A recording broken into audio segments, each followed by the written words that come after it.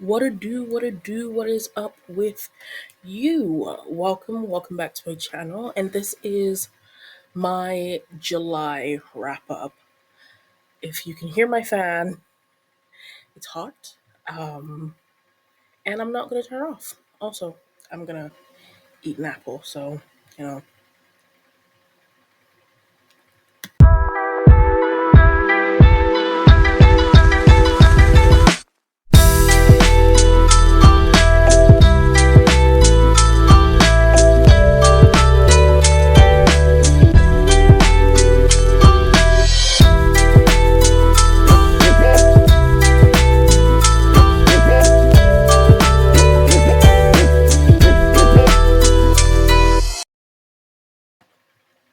So let's start with my DNFs because I did DNF. I think one book this month. That was The Bone Chips by R.J. Barker.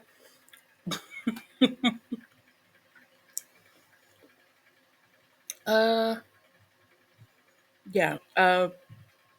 One second with that.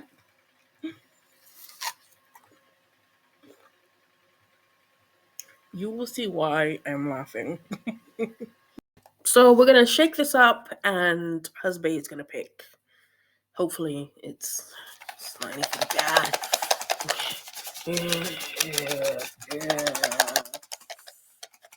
Oh, actually.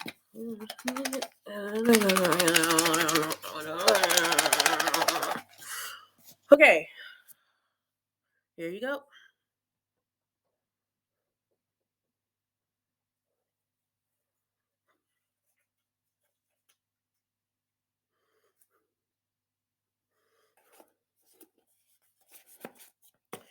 Right, let's see what he got for me. Oh, snap. Okay, The Library of a Viking. Um,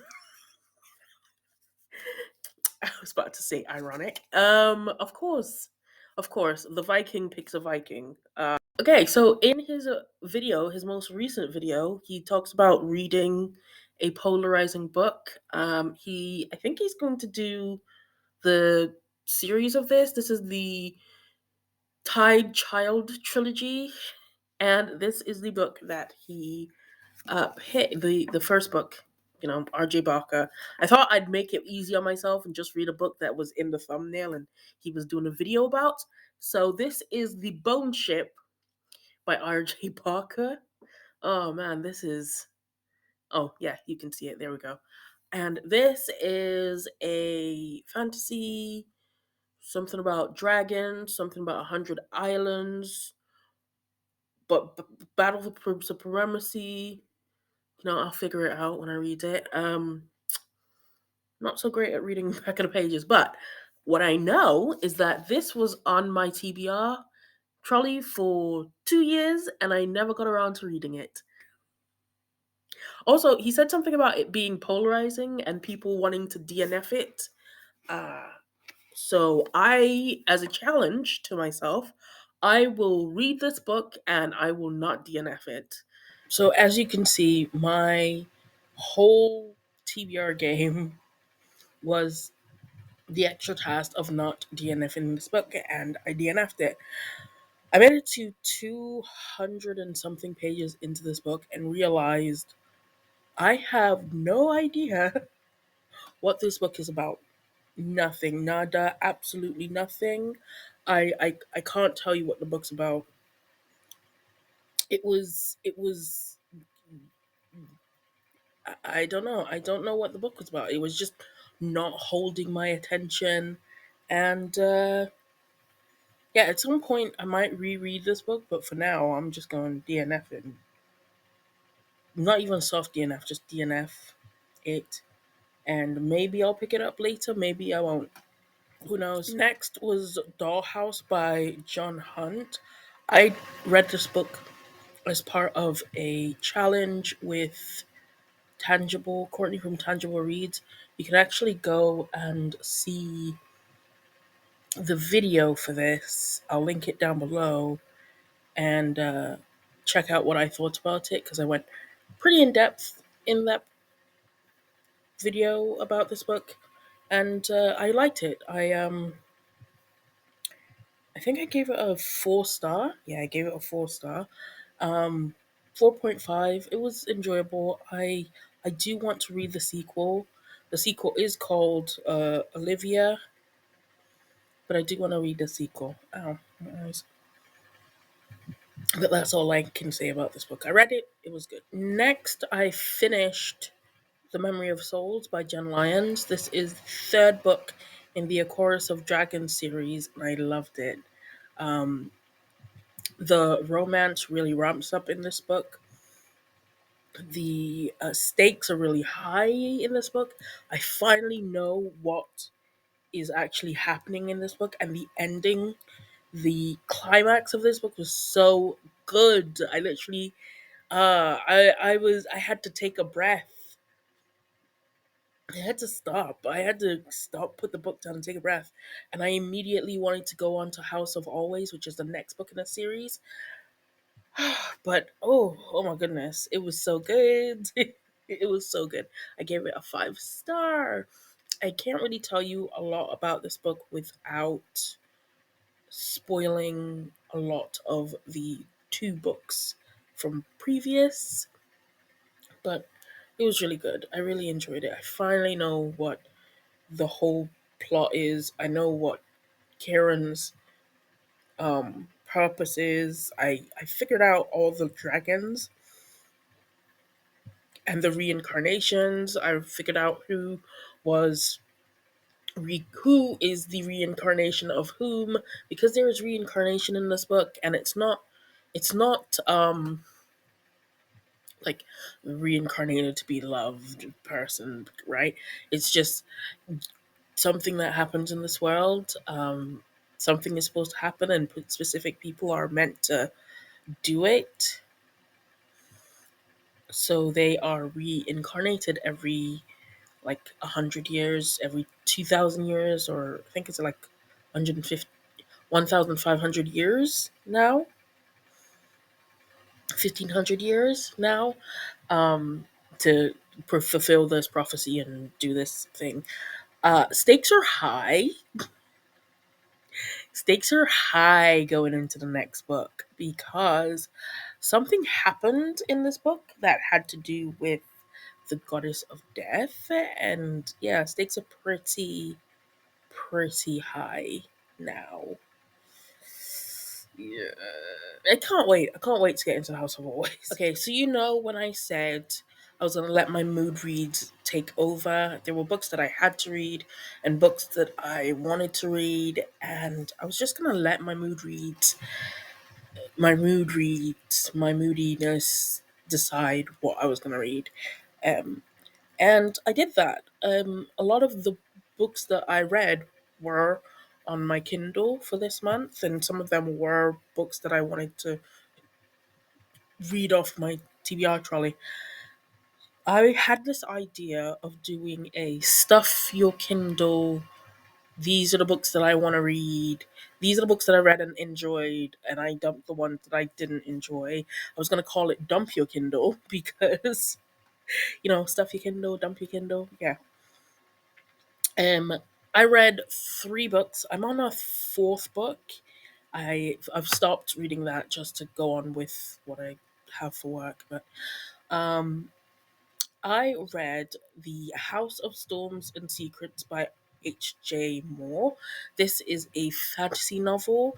It was a Snow White retelling.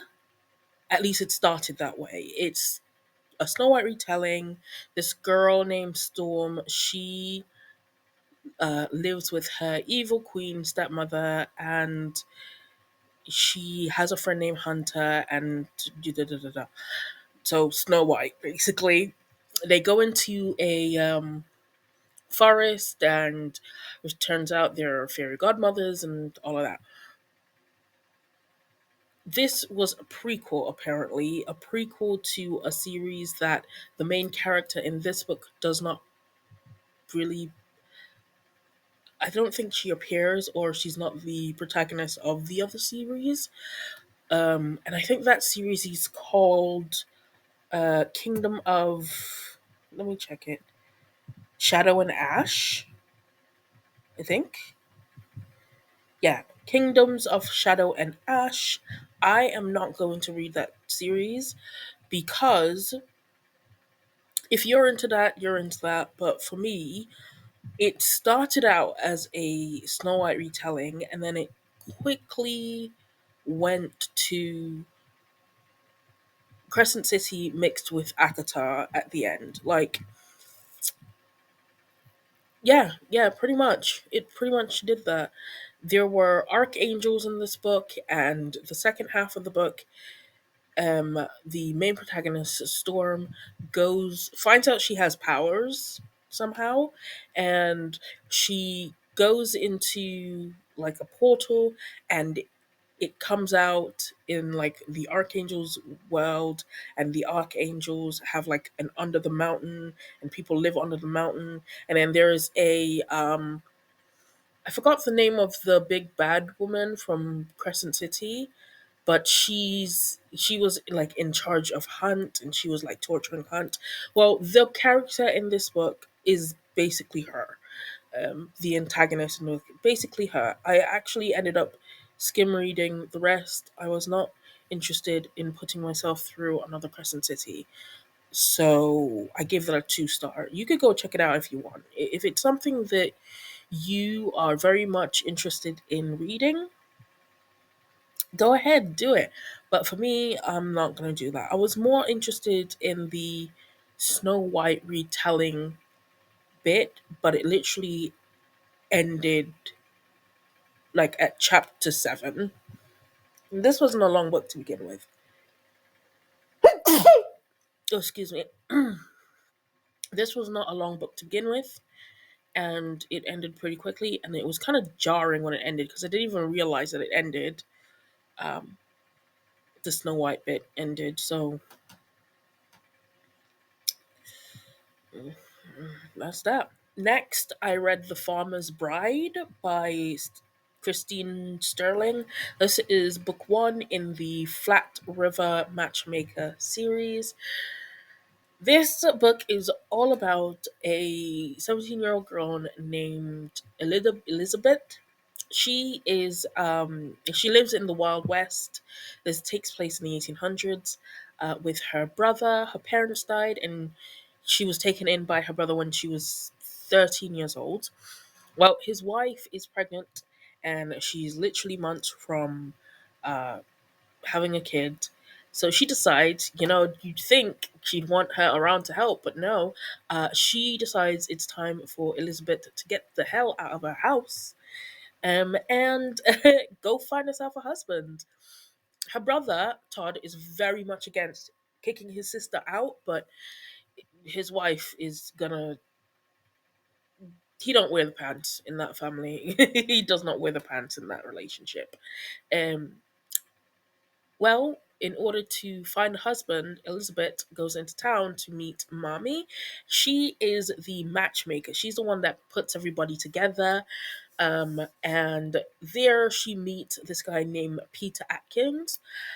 Peter was actually there to meet his future wife, but um, his future wife met him and decided she did not want to be with a one-legged man. This is because Peter, he got into a combine harvester accident on his farm, and it severed his leg from the knee down. Yeah, from the knee down. So he's like one-legged, and he has his own like particular issues. Well, after witnessing this really horrible woman who arrives in like, she looked like Big Bird. Okay, that's the only way that I can describe her looking. She looked like Big Bird. She was in yellow feathers, fluorescent yellow feathers. Anyway, she decides. Elizabeth decides, you know what? I am going to marry this man, and that happens. She says, yeah. Her brother at first did not want him to marry his sister because for some reason, for some reason, and I'm gonna chalk this up to them being stupid about what was happening at the time. Um, she kept wondering how his sister and this guy was gonna have kids. Like, it's not. He wasn't born that way. He didn't lose his leg in like at birth, or was born with one leg. He and that shouldn't even matter anyway.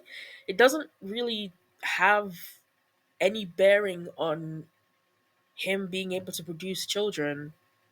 That was a bit ableist. Anyway, yeah, it's so stupid. The character was stupid, basically. Yeah, he didn't want his sister to get married to a one-legged man because for some reason he thought it would interfere with the fact that she wouldn't be able to have kids, which is dumb, stupid. Um, but anyway, they go get married, go onto the farm. A lot of what happens in this book is Peter trying to get over the fact that he has one leg. He's not.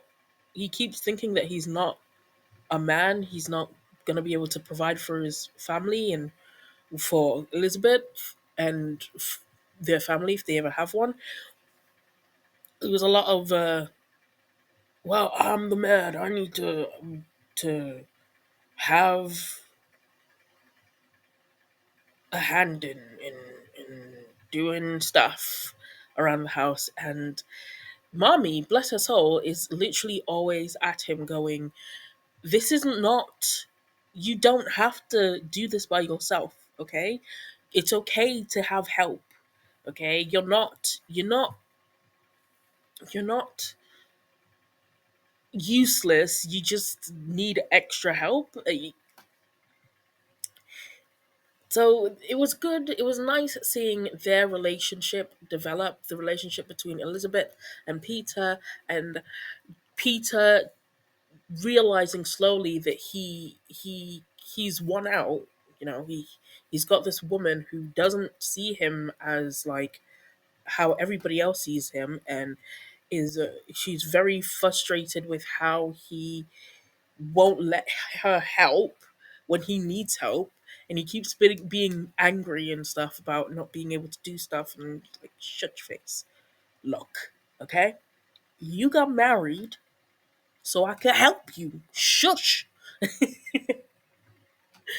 um but it was cute. I really enjoyed it. I really liked it. I really liked that everybody was so welcoming to Elizabeth, and Elizabeth shuts Peter up whenever he gets in his head, because a lot of his dialogue is all about, I can't do this, I can't do this. How am I gonna provide? How am I gonna be a man? It was like, you just lost a leg. That's it. Nothing's changed. You're still you.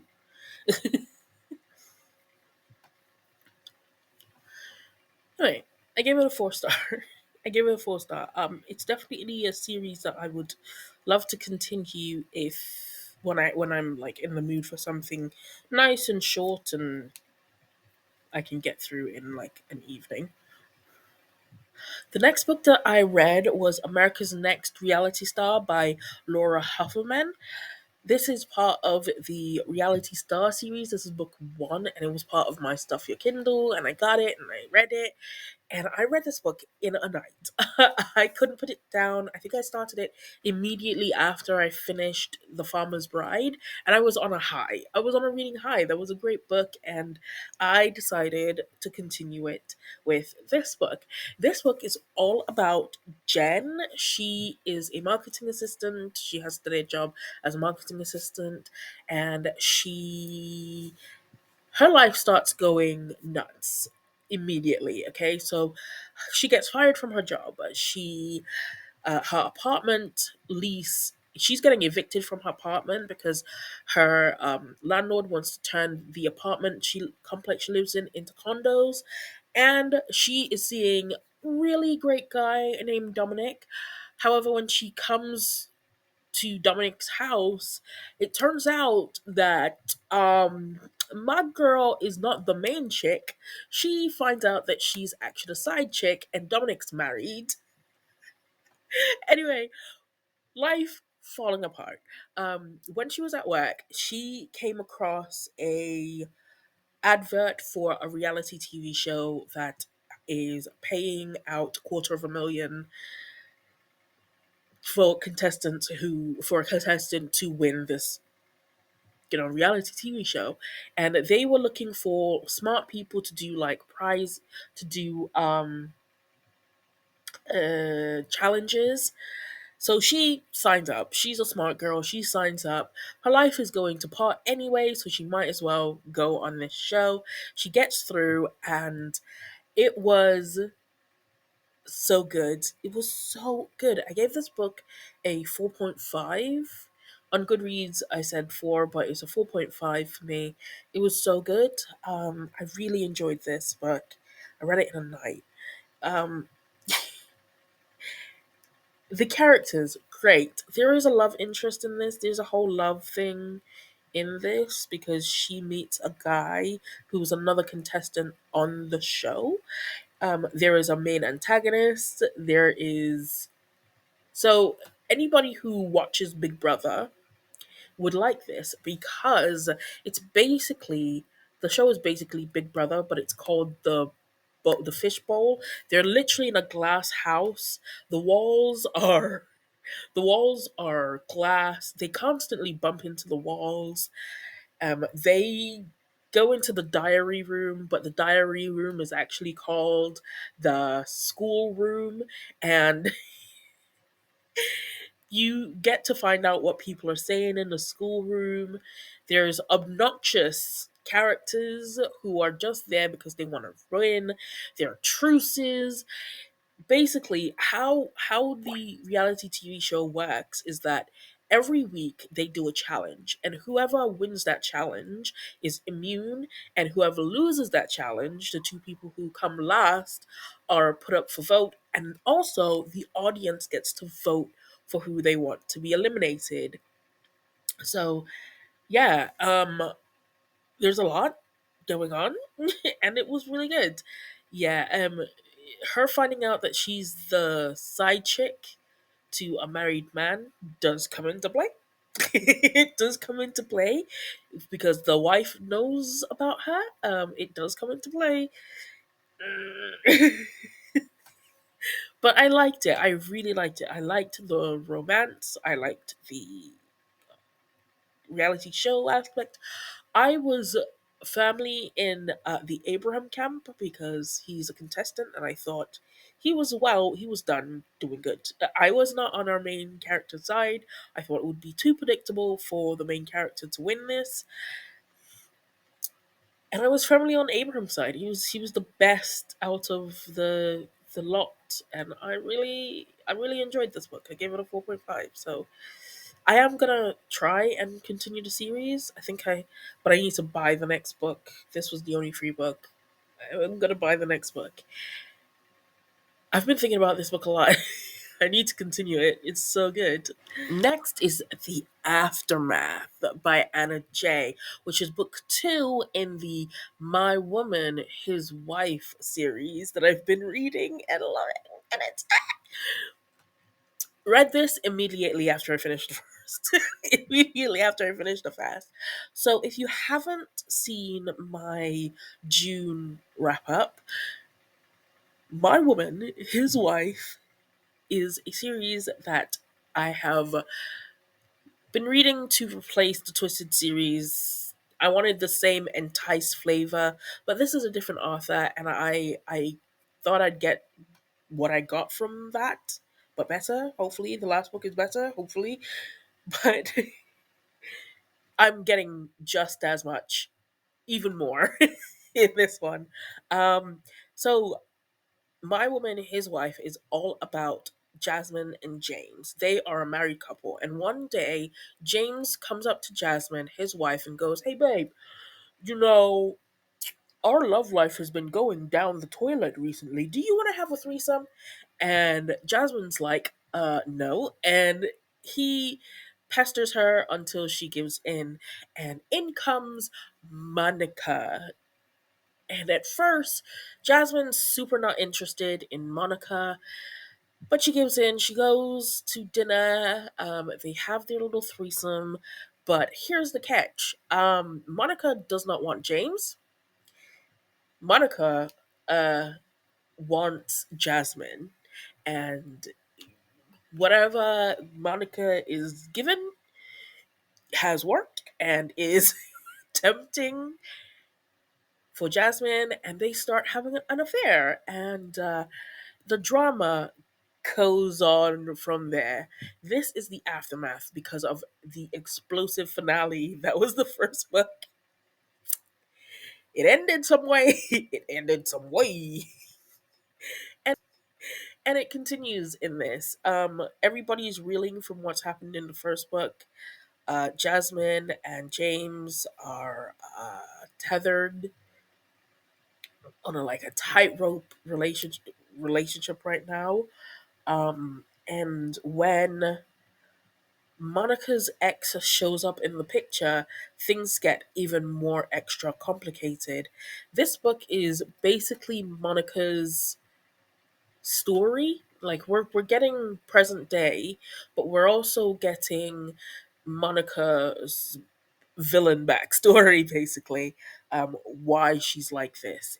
And some trigger warnings. You got to go look for them trigger warnings because it is intense.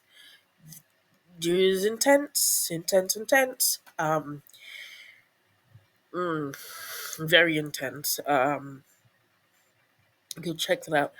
I am going to read the third book. The third book, I think it's called His My Woman, His Wife 3 Playing for Keeps by Anna J. I'm looking forward to that.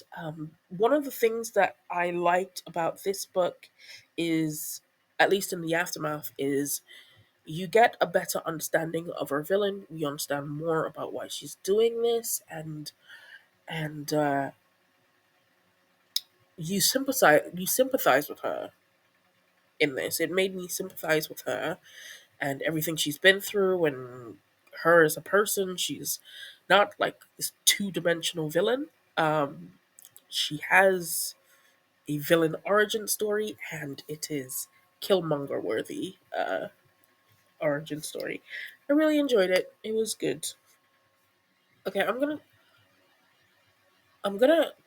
talk about I Thought It Was You by Christy McCannis first, and then I'll go on to the next two books that I had. So I gave I Thought It Was You 4 stars. It was a good book. It was a great romantic comedy. I was thoroughly invested. So our main players are Olivia. Olivia has had a rough time of it. She just broke up with her boyfriend Damien, and he emptied her bank account. So her brother, Patrick, decides, hey, I work on this cruise. I'm going to work on this cruise. It's going to Jamaica. Would you like to join me on this cruise? Get away from your troubles in Australia. Come with me, sis. Like, he's looking out for his baby sister. And she goes on this cruise. He can only get her on the singles cruise, unfortunately, but he gets her on this cruise. And the first day on the cruise, Olivia meets Wells, and she hits it off with Wells, but she has to like leave. She tells him his name. She tells him her name. They talk for a little bit. Off they go. And on her way to dinner, she runs into, or at least Jamelia runs into her. Jamelia is this celebrity movie star from the United States, and she says, "Oh my gosh, you have to help me. Just pretend to be my rehab nurse." And Olivia's like, "What?" Yeah, it turns out that Jamelia is supposed to be in rehab because of something that happened in the United States, and it's in the tabloids.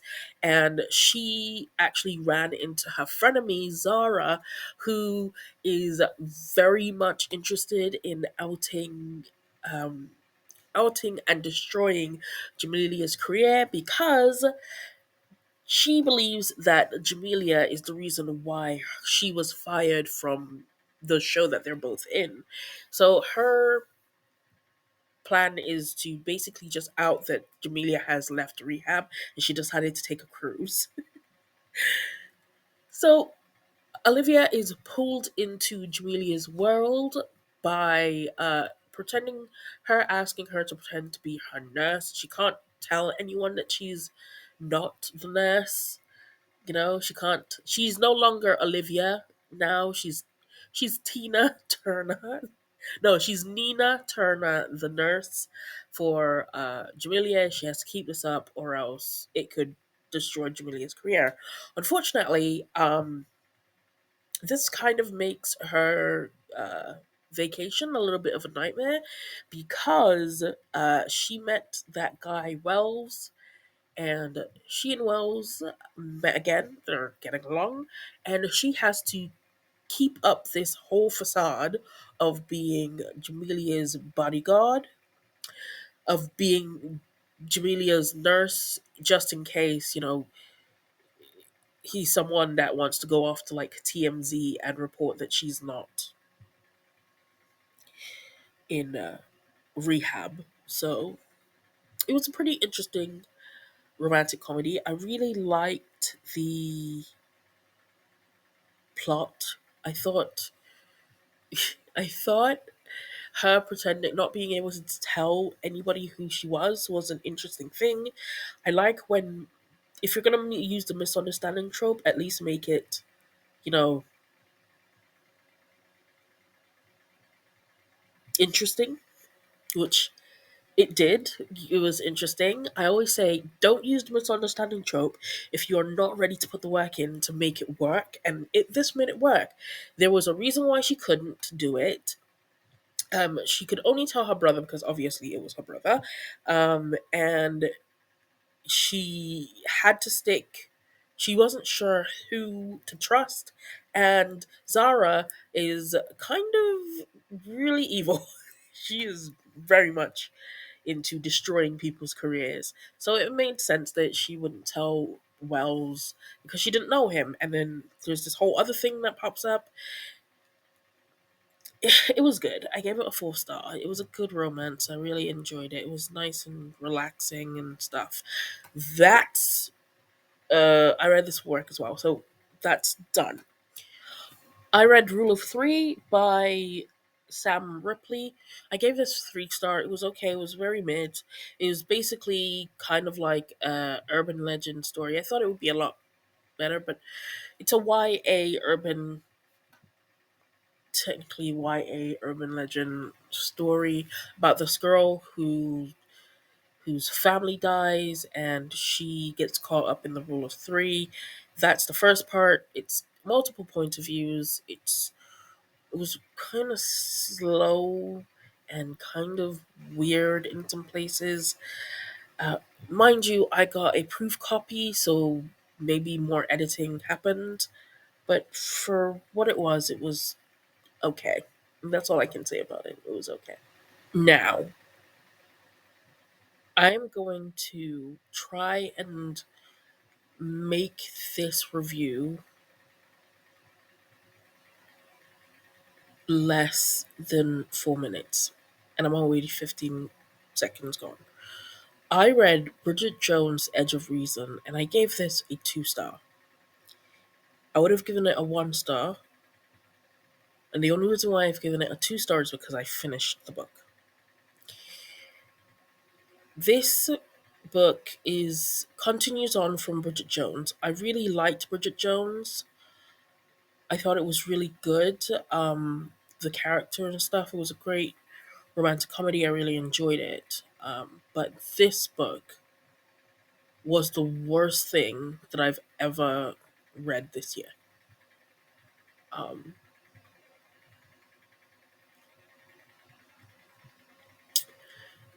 so in Bridget Jones' Edge of Reason, you're following Bridget, and her relationship with Mark Darcy breaks down.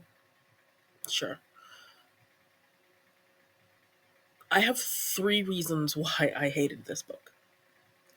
One, And most of it is like, one, the unnecessary use of the N word in this book. It wasn't needed. It wasn't needed. This is a book about middle class white people, and this book was made in 2000, 1999, 2000. Actually, in the book's setting, it's 1997. There was no need for the N word to be in this book. There was no need for the homophobia that was in this book. Um, the copious amounts of like casual racism. It wasn't needed. This book is literally about middle class white people. There are not really any ethnic people in this book. I don't know why the N word popped up. I know why the N word popped up. It was to show that her mom was like out of touch with reality, but you could have left that out and still given the same context.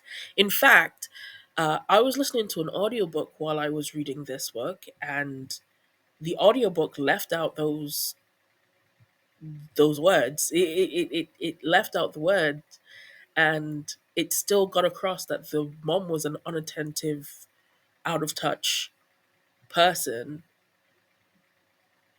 So it was really jarring to see that in the book when the audiobook wasn't doing that. Like if I didn't have the book, because I was reading it, and uh, when I didn't have the audiobook and I was listening to it when I didn't have the book, and when I was reading the book, I was like, what the heck?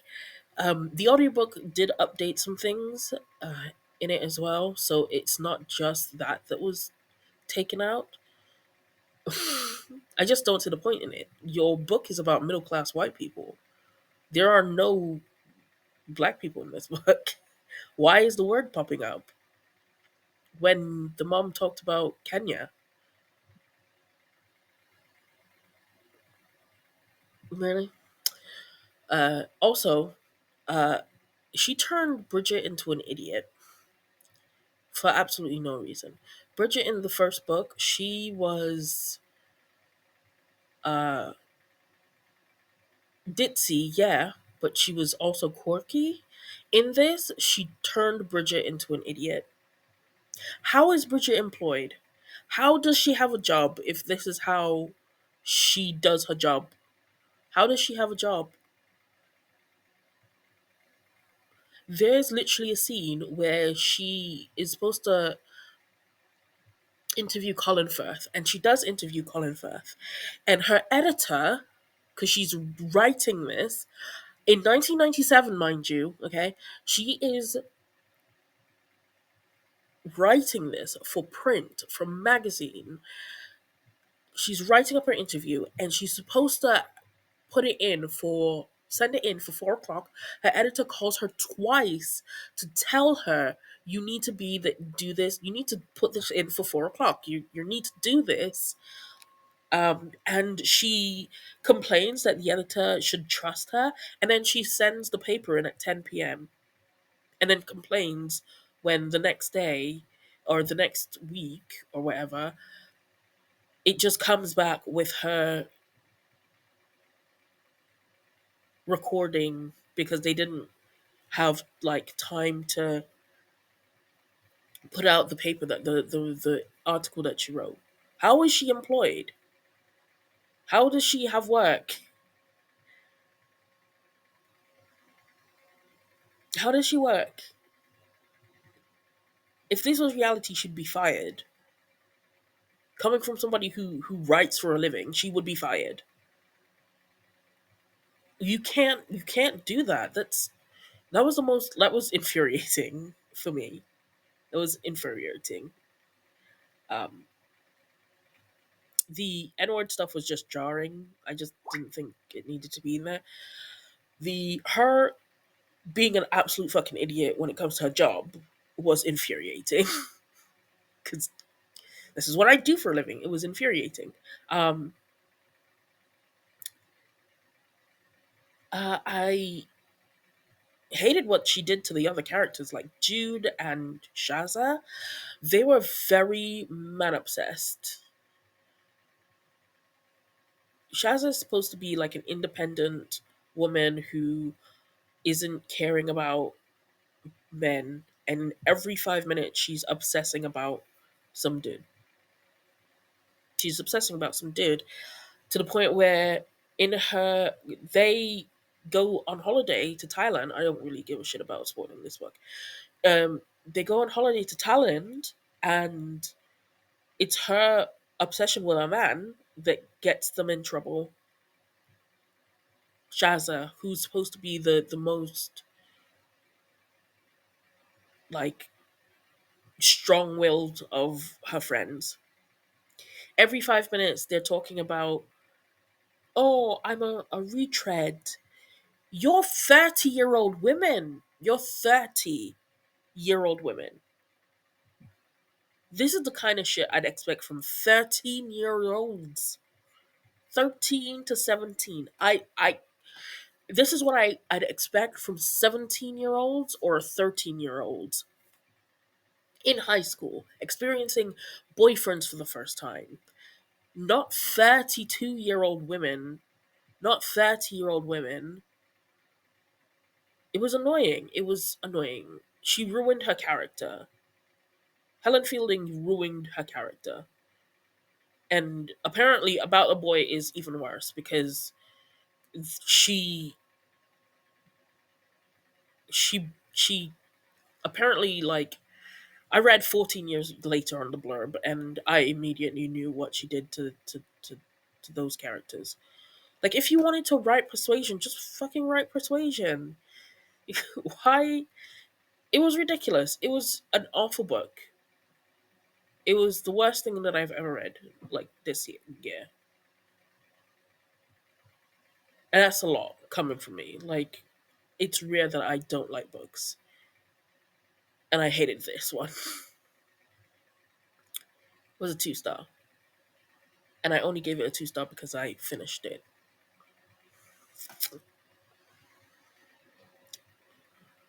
So yeah.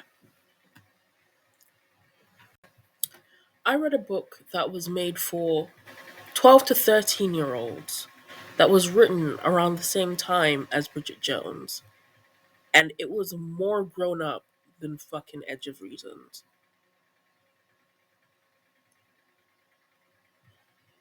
Oh, she ruined the book. It was ruined. So, those are the books that I read in July. Bridget Jones kind of killed that one, but I did pretty good. It was pretty good. I think I got like 9 books read. Some of them were on my TBR, and some of them weren't. But overall, pretty good reading. I do need to get on with the books that I'm in the middle of from my TBR for July, and continue on with the books that I have for August, and you'll see those books soon. And as always, tack så mycket för att du tittade. Hoppas du har en bra dag. Hejdå och natti natti. Eller good dog if it's morning for you. Hejdå.